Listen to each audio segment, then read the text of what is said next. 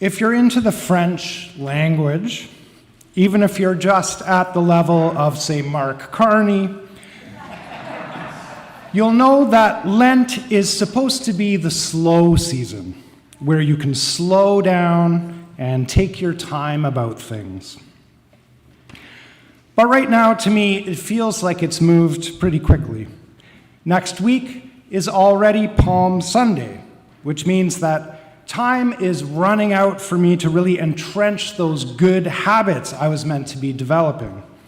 Habits that need an extended period of focus to take root. But maybe I can still cram that all into Passion Week. Palm Sunday next week is the morning that we have our communion service for the season.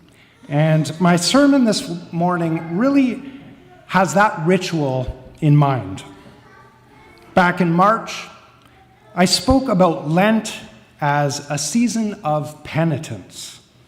You might remember those 3 pillars of penitential practice: fasting, prayer, and almsgiving.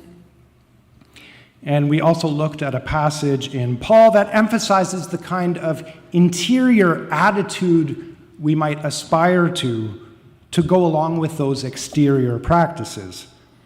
In Paul's case, it was an attitude that sees no thing as unclean or impure in itself. So how might we approach communion, keeping some of these seasonal themes in mind?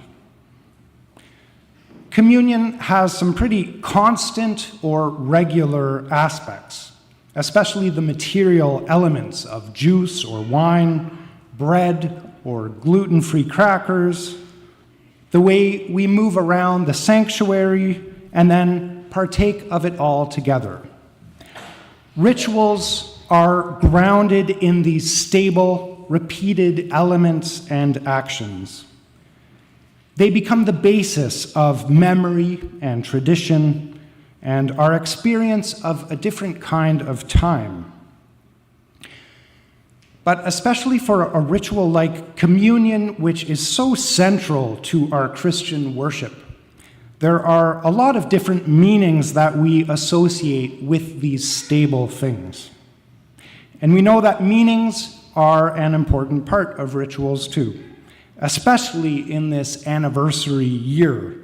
We remember that a lot of Anabaptists died because of their beliefs around the meaning of baptism, for example.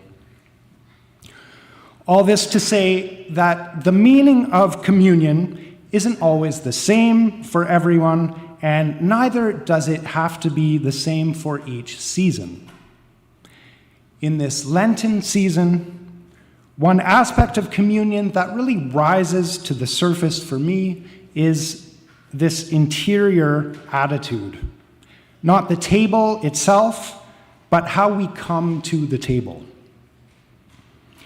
We've recently made a pretty big transition as a church in this respect, seeing the table as an open table, open to anyone, so that you don't have to be baptized or say you believe in this precise doctrine or that one in order to partake. Communion, when we look at it this way, isn't a reward for being a good person, for example. It's one of the starting points for that. It helps you become a good person.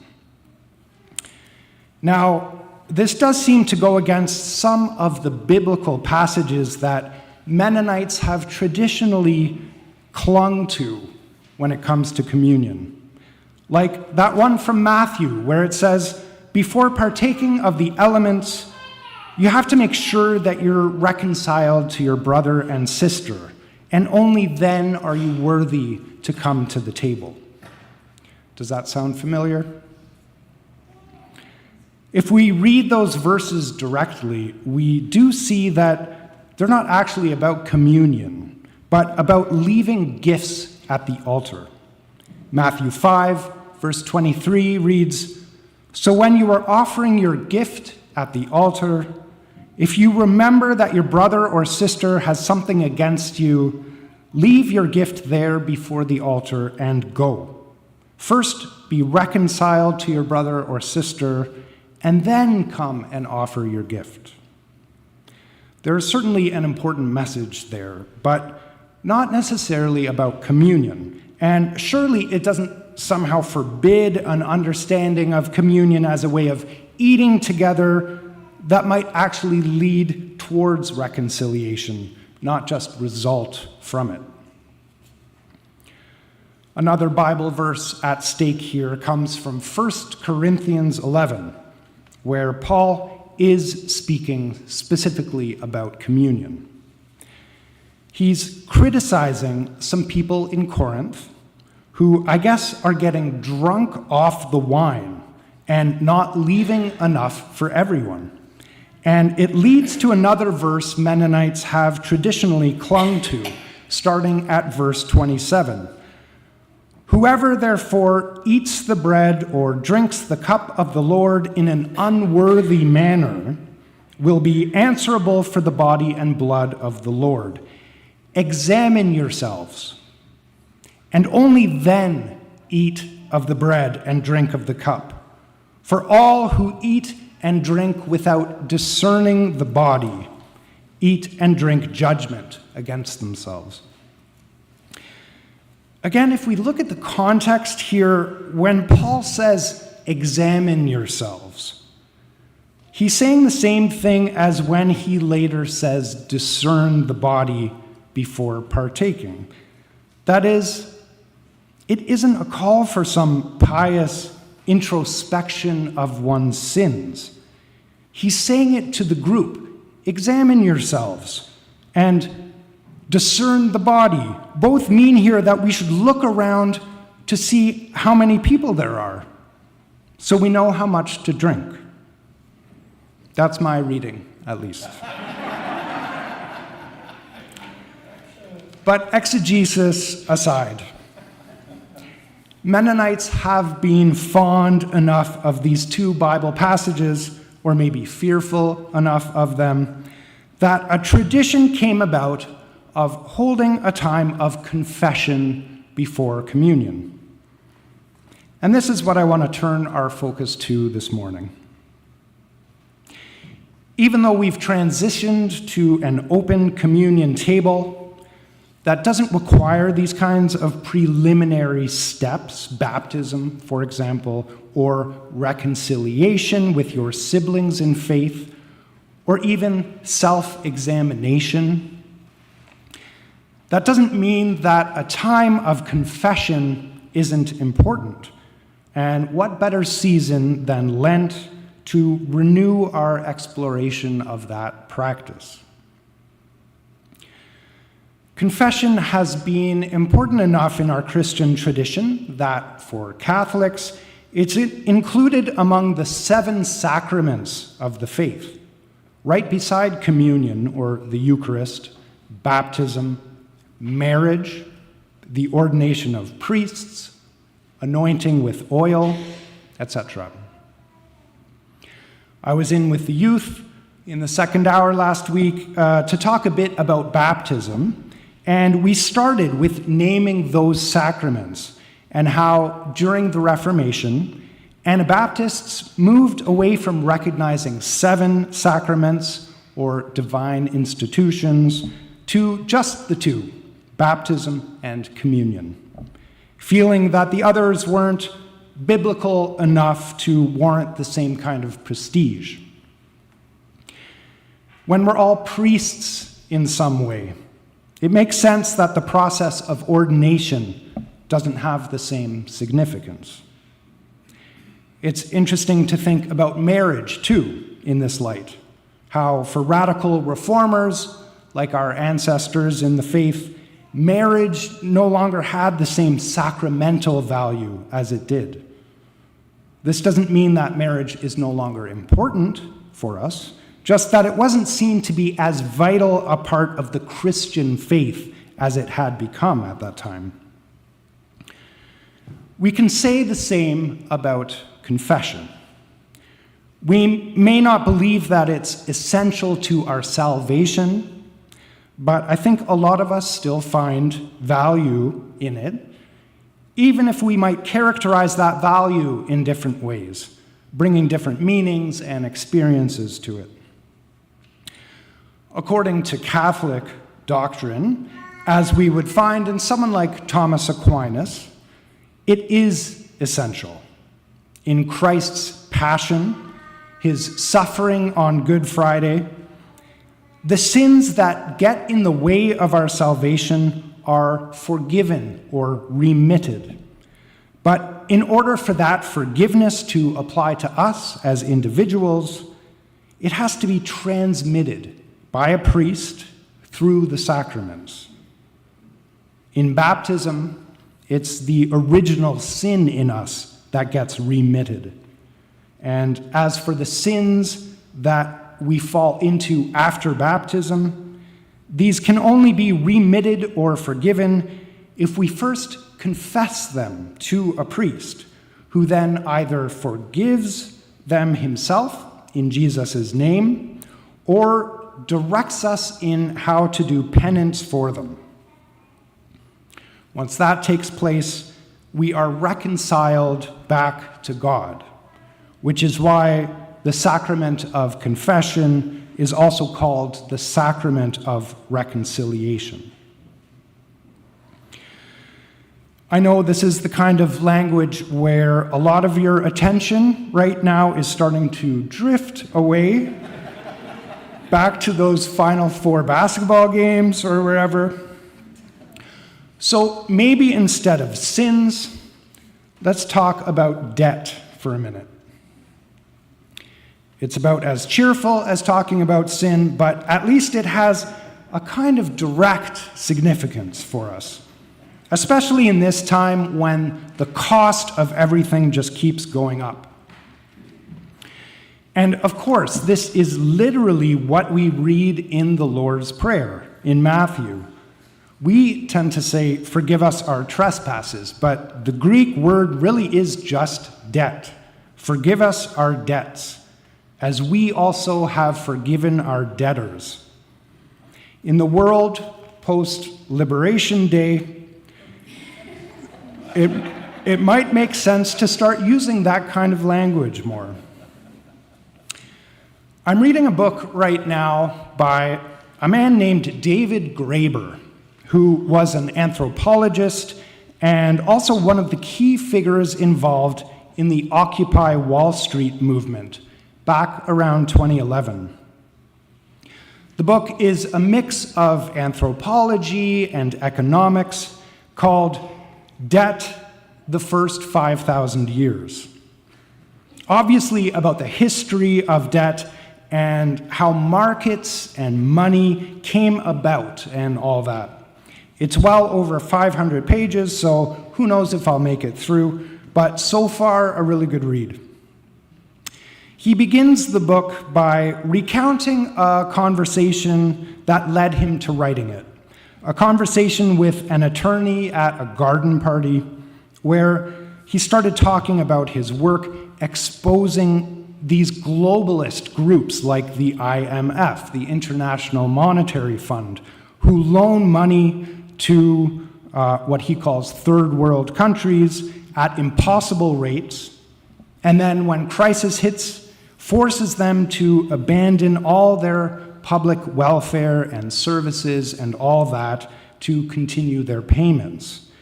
And how he wishes that all this debt would just be forgiven. And this attorney's response really struck him. But, she objected as if this were self-evident, they'd borrowed the money. Surely one has to pay one's debts. And the book comes from reflecting on this statement and on his frustration with it. Surely one has to pay one's debts. And how that's an economic statement, but also feels like a moral statement too. Paying your debts seems to be a moral obligation, not just a legal one. And so the book has a huge span, but it gets into some of the prevalent myths in economic theory. And one of these myths he calls the primordial debt theory, which is that monetary policy and social policy really comes down to the same thing. That debt is the essence of society, the debt or obligations that we have to one another. And money and markets and taxes and all that are just reflections of those more basic debts.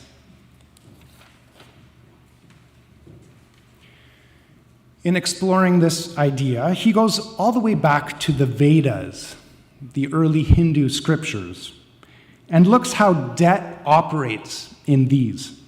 A representative verse from the Satapatha Brahmana reads like this: "In being born, every being is born as debt owed to the gods, to the saints, to the fathers, and to men. If one makes a sacrifice, it is because of a debt owing to the gods from birth. If one recites a sacred text, it is because of a debt owing to the saints. If one wishes for offspring, it is because of a debt due to the fathers from birth. And if one gives hospitality, it is because it is a debt owing to men." In this worldview, our very existence is a debt to the gods or to the cosmos. We are given these bodies from the resources of the earth and of our parents, and it's like they're on loan to us, eventually to be paid back in death into the common stock of the elements. And everything we use has come from this stock, or from the labor of our ancestors. And so we're indebted to them for that.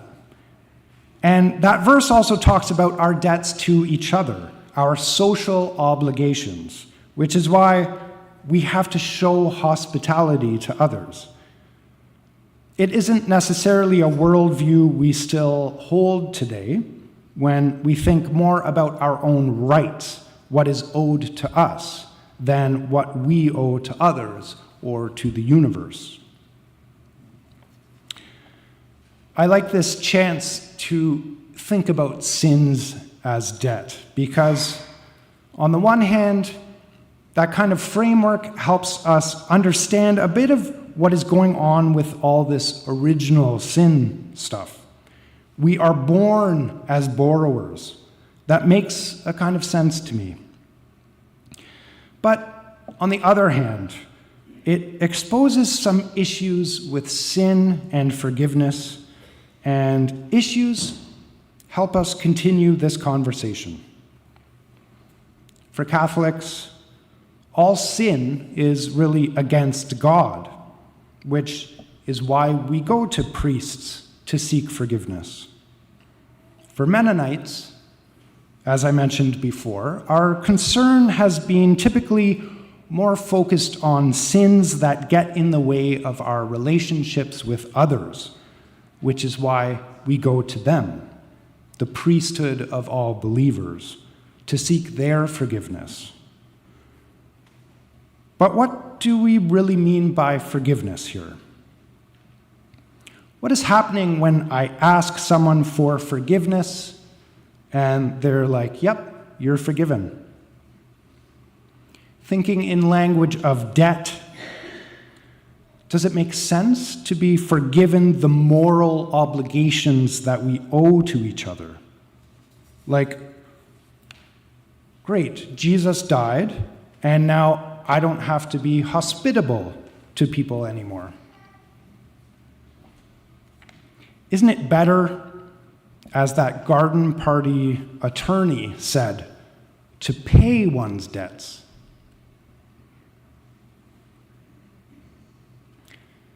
After our hymn, we are going to move into a time of congregational confession. I'll introduce it then, but just be aware that there will be a time to speak these confessions together, but also a time to confess our own sins in silence. My hope, as you prepare for that, is that some of these questions that I'm leaving you with will help you to name what those sins might be, especially for those of us who find sin language really hard to get our tongues around. What are those sins or debts that we really want forgiven? And what are those debts to others that rather we feel we should continue trying to pay through penance or through positive, proactive acts of hospitality, dialogue, and reconciliation? But first, our hymn.